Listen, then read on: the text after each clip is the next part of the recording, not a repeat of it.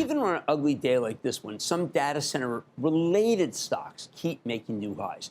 Take Babcock and Wilcox Enterprises. This is a company founded nearly 160 years ago. Makes all sorts of equipment for power generation, emission control. They got their start making boilers for the second industrial revolution, and now they're helping to power the fourth industrial revolution. And that's why the stock's up 245% year to date and over 2,500% just over the past 12 months. When I first saw it, I didn't believe it, but it's true. And when you look at the numbers, you can understand why the stock's been rallying so hard. When Babcock and Wilcox reported earlier this week, they delivered a 44% revenue growth, and their bookings shot up 2,000% year over year, with their backlog rising 483% to $2.7 billion. Even when the company priced a $200 million secondary offering at $18.50 per share earlier today, down almost $2 from yesterday's close, it didn't take long for the stock to erase its losses, then finish up 63 cents or 2.97%. Remember, this is down today in the market. So can this thing keep running? Let's dig deeper with Kenneth Young. He's the chairman and CEO of Babcock and Wilcox. Mr. Young, welcome to Mad Money. Thank you. Glad to be here. Well, I've got to tell you, it's an amazing story. This is a story of a comeback, and a comeback of a legendary company that always had great technology and great engineering. I don't want people to get things wrong. You still do a lot of coal work.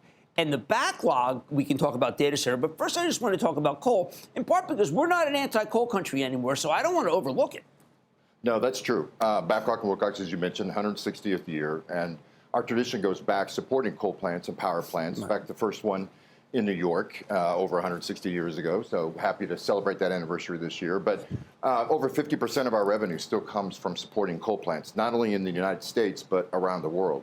And actually, coal usage in Southeast Asia and other parts of the world is on the rise. Right. And so we continue to support those plants, parts and services to maintain efficiency, environmental issues or concerns on those particular fleets, as well as ensure they're running full time. Go ahead. Sorry. And we're we're recommissioning. I mean, we're not. We need every part. I like everybody else. Obviously, I don't want the whole like the Chinese have all these coal plants they're putting up every month. And but I also recognize that a clean coal plant, and you're aware, you guys know what you're doing, can be as clean as a dirty natural gas plant, for heaven's sake.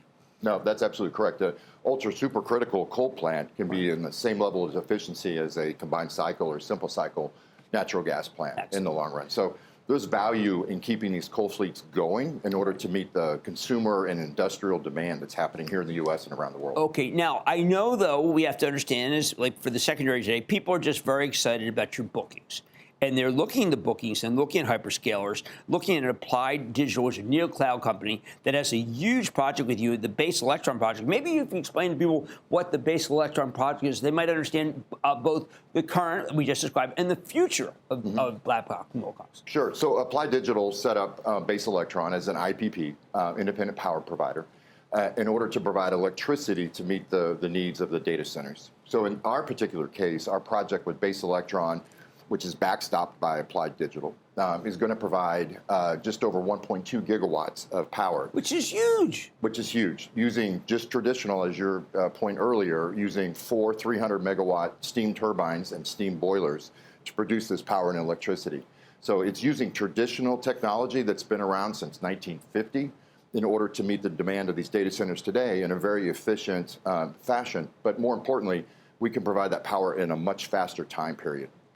Combustion cycles, combustion turbines are on back order for 5 to 10 years. We can produce these power plants in under 36 months. So really? Because, I know GE Vernova, they're backed up too far as I'm concerned in terms of trying to figure out. Like Chalmers owns it, but there's no doubt about it. You got to get in their queue. There is not a long queue for you? So the key for us is we look at our manufacturing both in the steam turbines as well as in the boiler manufacturing around the world. And we leverage manufacturing facilities throughout the world. In the United States, obviously, a little bit in Mexico, Europe, India, over in Korea as well. But when you look at the companies themselves, the combustion turbine companies are at capacity, without a doubt. The steam turbine companies have capacity to build. They're much smaller scale than the combustion turbines. So the capacity exists for that technology. Same on the boiler manufacturing side. We can get boilers through in a much faster period of time. Okay, that's very important because I know that the hyperscalers are really hungry to do this. And you did say that you are, I'm going to just quote, in active discussions with additional hyperscaler and utility customers, including potential projects in the 300 megawatt, 500 megawatt, and even 1 to 2 gigawatt range. So you've got a big potential order book here with some of the big companies that we talk about all the time.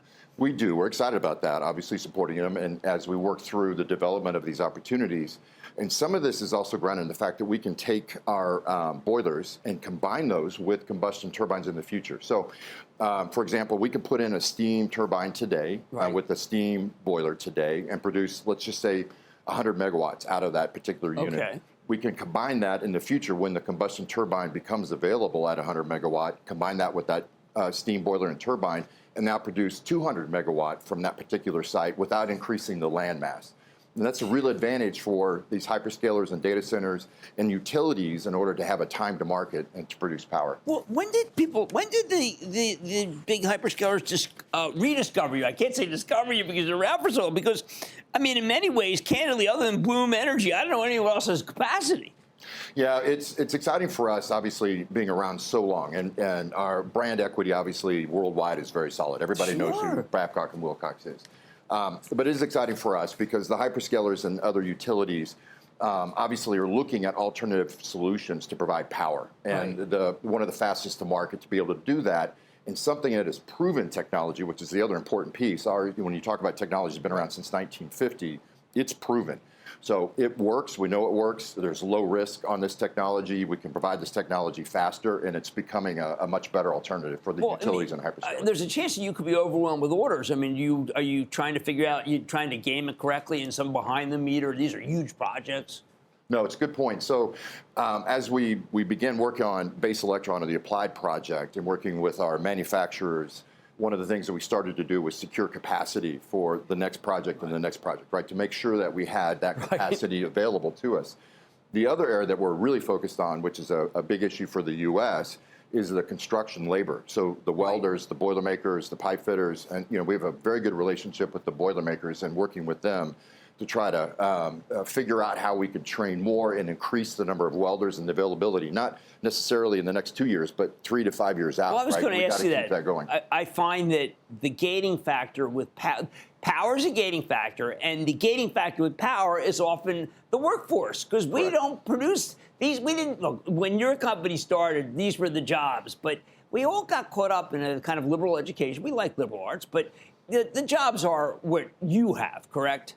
No, they are. And we're obviously, the whole construction industry in the U.S., especially around data centers and power producers, is going up, right? The labor force is making more than they have in the past, but we need more of them by a wide variety. So we look at 5 to 10 years, we have to increase that workforce. So we have to start the recruiting and training today in order to be situated in a solid place to have access to those construction sites. Well, I candidly have to tell you, sir, that when I started working on it, because we had get lots of questions about it, I was skeptical that you guys could be the guy, and then I saw that you had a big hyperscaler and other hyperscalers looking. But when I listened to you, I realized, geez, you may be like the last hope on this. Unless we go to space, or we figure out quantum. I don't see any time we're going to do that. I like this technology because it powered the second industrial revolution. It did a pretty darn good job. That's Kenneth Young, Chairman and CEO of Babcock and Wilcox. Remember, the big backlog. This is very exciting for you if you're a data center guy, but there's a lot of coal and recommissioned coal. And as far as I'm concerned, they have the construction ability to make what you may not even realize exists. We have money's back after the break.